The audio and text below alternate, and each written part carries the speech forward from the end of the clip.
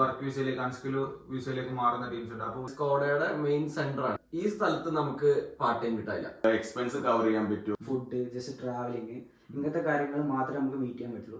ചെലവ് കഴിഞ്ഞു പോകും. നല്ല രീതിയിൽ പാർട്ട് ടൈം ചെയ്തു ഫീസ് അടക്കാൻ പറ്റുമോ? 26 കഴിഞ്ഞാൽ ടാക്സ് അടക്കൽ മാസം 200 ഹവേഴ്സ് ഒക്കെ വർക്ക് ചെയ്യുന്നത്. പക്ഷേ ആഴ്ചയിൽ 5 ദിവസമൊക്കെ നമുക്ക് ക്ലാസ് വരുന്നുണ്ട്. അറ്റൻഡൻസ് വേണം ഇവിടെ പാസ് ആവണമെങ്കിൽ. സത്യാവസ്ഥ അതാണ്. നമ്മൾ ഫീസ് എങ്ങനെയായാലും നാട്ടിൽ നിന്ന് അടക്കേണ്ടി വരും. 100ൽ 60 മാർക്ക് വേണം പാസ്സാവാൻ. എന്തായാലും 14 വീക്ക് കൊണ്ട് നമ്മളുടെ ഇവിടെ സെമസ്റ്റർ ഫിനിഷ് ചെയ്യും. പഠിച്ചാലേ പാസ്സാവുള്ളൂ. പഠിക്കാതിരിക്കുന്നത് നിങ്ങൾ ചെയ്യുന്ന ഏറ്റവും വലിയ മണ്ടത്തരം. എക്സ്പീരിയൻസ് ഞാൻ ആ പരീക്ഷ തോറ്റോണ്ടേ പറയാം. മാസ്റ്റേഴ്സ് സ്റ്റുഡൻസിന് ഇവർ ഇന്റേൺഷിപ്പ് പ്രൊവൈഡ് ചെയ്യുന്നില്ല. പല ഏജൻസി ആയാലും ആര് പറഞ്ഞാൽ നോക്കണം, നിങ്ങൾ സ്വയം നോക്കണം. അപ്പൊ ആ ബിസിനസ് കിട്ടാൻ വേണ്ടി പലതും പറയും. അപ്പൊ നിങ്ങൾ ഒരുപാട് റിജക്ഷൻ റേറ്റ് ഇപ്പൊ വളരെ കൂടുതലാണ്. പഠിക്കാൻ വരുന്ന പയ്യനാണെങ്കിൽ പഠിക്കാൻ വേണ്ടി മാത്രമായിട്ട് വരിക. ഈ സ്കോഡയിൽ പഠിച്ചത് കൊണ്ട് സ്കോഡയിൽ വർക്ക് കിട്ടണമെന്ന് യാതൊരു നിർബന്ധമില്ല. ഒരിക്കലും കോളേജിന്റെ പ്രശ്നമല്ല. കോളേജിലേക്ക് ശരിക്കും പഠിക്കാനാണോ അതോ വർക്ക് വിസയിലേക്ക് മാറാനാണോ? വിസ കൊടുക്കുന്നത് 6 മാസത്തേക്ക്. Hi friends, welcome back. ഇന്നത്തെ വീഡിയോ എന്ന് പറഞ്ഞാൽ നമ്മൾ സ്കോഡിൽ പഠിക്കുന്ന കുറച്ച് സ്റ്റുഡൻസിനെ കിട്ടിയിട്ടുണ്ട്. ഞാൻ അവരെ വിസിറ്റ് ചെയ്യാൻ വേണ്ടി വന്നതാണ്. അപ്പോൾ നമ്മൾ കുറേ വീഡിയോസ് കാര്യങ്ങൾ ചെയ്തിട്ട് അപ്പോൾ നമ്മളിവിടെ സ്കോഡ യൂണിവേഴ്സിറ്റിന്റെ ഡീറ്റെയിൽസ്, ഇവിടെ പഠിച്ചു കഴിഞ്ഞാൽ എങ്ങനെയാണ്, പാസ്സായി കഴിഞ്ഞാൽ പാർട്ട് ടൈം എന്തൊക്കെയാണ്, എല്ലാ ഡീറ്റെയിൽസും നമുക്ക് ഇവരെ ഓൺ എക്സ്പീരിയൻസ് ചോദിച്ച് മനസ്സിലാക്കാം. അപ്പോൾ നമുക്ക് ഓരോരുത്തരായിട്ട് പരിചയപ്പെടാം. ഫസ്റ്റ് മുതൽ പേര് വരാം. എൻ്റെ പേര് അഭിജിത്ത്. ഞാൻ നാട്ടിൽ കാസർഗോഡാണ് സ്ഥലം. എൻ്റെ പേര് ഫജർ. ഞാൻ കണ്ണൂർ പിണറായിയാണ് സ്ഥലം. എന്റെ പേര് അതുൽ. ഞാൻ ചാലക്കുടി തൃശ്ശൂരാണ് സ്ഥലം. അപ്പോൾ നമുക്ക് ഇവരുടെ തന്നെ ചോദിച്ചു നോക്കാം എങ്ങനെയാണ് ഇവിടെ പാർട്ട് ടൈം കാര്യങ്ങൾ, യൂണിവേഴ്സിറ്റി എങ്ങനെയാണ്, ഇവിടുത്തെ സ്റ്റഡീസ് എങ്ങനെയാണ്, എല്ലാ കാര്യങ്ങളും. അപ്പോൾ ബ്രോ, നിങ്ങൾ എൻ്റെ പറഞ്ഞ ഡീറ്റെയിൽസ് മൊത്തം നമ്മൾ പ്രേക്ഷകർക്ക് വേണ്ടിയിട്ട് ഡീറ്റെയിൽസ് മൊത്തം പറഞ്ഞു. ഇവിടുത്തെ എങ്ങനെയാണ് സ്റ്റഡീസ് കാര്യങ്ങൾ, നിങ്ങൾ ഏത് സെം മുതലാണ് വന്നത്, ആ കാര്യങ്ങളൊക്കെ ഒന്ന് പറഞ്ഞു. ഞങ്ങളിപ്പോ ഇവിടെ ഇപ്പൊ ഒരു 10-20 ചില്ലറ സ്റ്റുഡൻസ് ഉണ്ടായിരുന്നു. അപ്പൊ നമ്മളെല്ലാരും വന്നിട്ടുള്ളത് കഴിഞ്ഞ സെപ്റ്റംബർ ഇൻഡേക്കിലാണ്. സെപ്റ്റംബർ 15-ാം തീയതി എത്തിയതാണ്. അതിൽ കുറച്ച് ഡിലേ ആയിട്ട് വന്നിട്ടുള്ള ആള് ഞാനും ഇവരായിരുന്നു. അത് വിസേന്റെ ചെറിയ ഇഷ്യൂസ് കാരണമായിരുന്നു. ഓക്കെ. അപ്പൊ നമ്മള് സ്റ്റഡീസ് എന്ന് പറഞ്ഞാൽ ഇപ്പൊ പഠിക്കാൻ അത്യാവശ്യമുണ്ട്. നമ്മള് നാട്ടിൽ നിന്ന് വിചാരിക്കുന്ന പോലെ. ഏതാണ് സബ്ജക്ട്? ഏതാണ്? Supply chain management. എല്ലാവരും സപ്ലൈ ചെയിൻ ആണ്. പിന്നെ ഒരു 2 പേര് HR ഉണ്ട്, 2 പേര് മാർക്കറ്റിംഗ് ഉണ്ട്, 2 പേര്, ഒരാള് ഫിനാൻസ് ഉണ്ട്. മൊത്തം 5 സബ്ജക്റ്റ് ആണ് ടോട്ടലില്. HR marketing 5.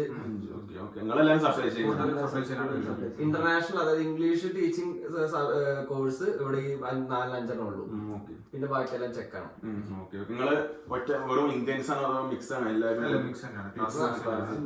കൂടുതലും ഇന്ത്യൻസ് ആണ് ഉള്ളത്. ഇപ്പൊ നമ്മളെ സപ്ലൈ ചെയിനിൽ ഉള്ളത് കൂടുതൽ ഇന്ത്യൻസ് ആണ്. ഓക്കെ. അപ്പോൾ സബ്ജക്റ്റിനെ കുറിച്ചും യൂണിവേഴ്സിറ്റിനെ കുറിച്ചും അത്യാവശ്യം എല്ലാവർക്കും അറിയാം. നമുക്ക് മെയിൻ ആയിട്ട് അറിയേണ്ടത് ഇവിടെ പാർട്ട് ടൈം ചെയ്തു ഫീസ് അടക്കാൻ പറ്റുമോ, നമ്മളെ എക്സ്പെൻസ് കവർ ചെയ്യാൻ പറ്റുമോ, എന്തെങ്കിലും സേവ് ചെയ്യാൻ പറ്റുമോ, ആ ഡീറ്റെയിൽസ് ആണ്. അതൊന്ന് എങ്ങനെയൊക്കെയാണ് ബ്രോ? ഇവിടെ എല്ലാവരും പാർട്ട് ടൈം വർക്ക് ചെയ്യുന്ന ആൾക്കാരാണ്.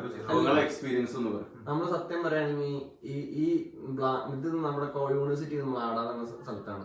ഏകദേശം നമ്മുടെ മ്ലാഡ പ്ലസ്ലാവ്, അതായത് സ്കോഡയുടെ മെയിൻ സെന്റർ ആണ്. മൊത്തം നമ്മുടെ ലോകത്തിലുള്ള സ്കോഡയുടെ ഹെഡ് ഓഫീസും മെയിൻ പ്ലാന്റ് ഇവിടെ നിന്നാണ്. നമ്മള് യൂണിവേഴ്സിറ്റിയുടെയും ഇതിന്റെയൊക്കെ അക്കോമഡേഷൻ എല്ലാം നമ്മൾ സ്കോഡയുടെ തന്നെയാണ് ഇത് ചെയ്യുന്നത്.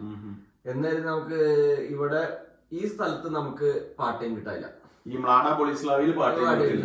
ഇവിടെ കിട്ടാൻ നമ്മൾ അന്വേഷിച്ച എല്ലാ സ്ഥലത്തും അവർ പറയുന്നത് ചെക്ക് ലാംഗ്വേജ് വേണം.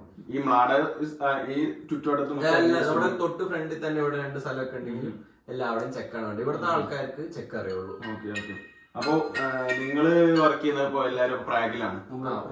ഓക്കെ. ഇവിടുന്ന് എത്ര ഡിസ്റ്റൻസ് ഉണ്ട് പ്രാഗ്? അപ്പൊ എല്ലാരും പറയുന്നത് 30 മിനിറ്റ് കൊണ്ട് മാടിന്ന് പ്രാഗിൽ എത്താൻ പറ്റും. അതിന്റെ കാര്യങ്ങൾ കറക്റ്റ് പറഞ്ഞാലാണെങ്കിൽ ഇവിടുന്ന് 40 കിലോമീറ്റർ അല്ലെങ്കിൽ 40 മിനിറ്റ് ട്രാവലില് നമ്മൾ പ്രാഗ് ബോർഡർ, അതായത് പ്രാഗ് എന്ന് പറയുന്നത് നമ്മുടെ ഇപ്പൊ തൃശ്ശൂർ ജില്ല, എറണാകുളം ജില്ല പോലെ ഒരു ജില്ലയാണ്. അതിന്റെ ഒരു ബോർഡറിലേക്കാണ് നമ്മൾ കറക്റ്റ് എത്തുന്നത്. ഇപ്പൊ നമ്മുടെ പറയുകയാണെങ്കിൽ ആലുവ മെട്രോ സ്റ്റേഷൻ, അതാണല്ലോ മെട്രോന്റെ സ്റ്റാർട്ടിങ്. ആ സ്റ്റാർട്ടിങ്ങിൽ പോയിന്റ് ആണ് നമ്മൾ ഈ പ്രാഗ് എന്ന് പറയുന്നത്. അത് അവിടെ തുടങ്ങിയത് പ്രാഗ് റീജിയൻ ആണ്. ഞങ്ങളിപ്പോ ഈ മ്ലാഡ നിൽക്കുന്നത് സെൻട്രൽ ബൊഹീമിയൻ എന്ന റീജിയനും പ്രാഗ് എന്ന് പറയുന്നത് പ്രാഗ് ഒരു റീജിയൻ ആണ്. അപ്പൊ നമ്മൾ അതിന്റെ ഏറ്റവും അറ്റായ, ഇപ്പൊ ഞാൻ എക്സാമ്പിൾ പറഞ്ഞ ആലുവ മെട്രോ സ്റ്റേഷൻ സ്റ്റാർട്ട് ചെയ്യണ പോലെ സെർണിമോസ് എന്ന് പറഞ്ഞ സ്റ്റാർട്ടിങ്ങിലാണ്. ഈ ഇവിടം വരെയൊക്കെയുള്ള ഡിസ്റ്റൻസ് ആണ് 40 മിനിറ്റ്. 40, അതായത് ബ്ലാഡ ബോളിസ്ലാവിന്ന് സെർനിമോസ് പ്രാഗിന്റെ സ്റ്റാർട്ടിംഗ് ഒക്കെ എത്താനാണ് 40 മിനിറ്റ്. പ്രോപ്പർ ട്രാവലിംഗ് മാത്രമാണ്. ബസ് കയറി അവിടെ പോയ 40 മിനിറ്റ്. 2 ടൈപ്പ് ബസ് ഉണ്ട്. 1 hour ബസ് ഉണ്ട്, 40 മിനിറ്റ്സ്, 38, 40. ഇവിടുന്ന് ബസ്സൊക്കെ എപ്പോഴും ഉണ്ട്. ബസ്സൊക്കെ ഉണ്ട്.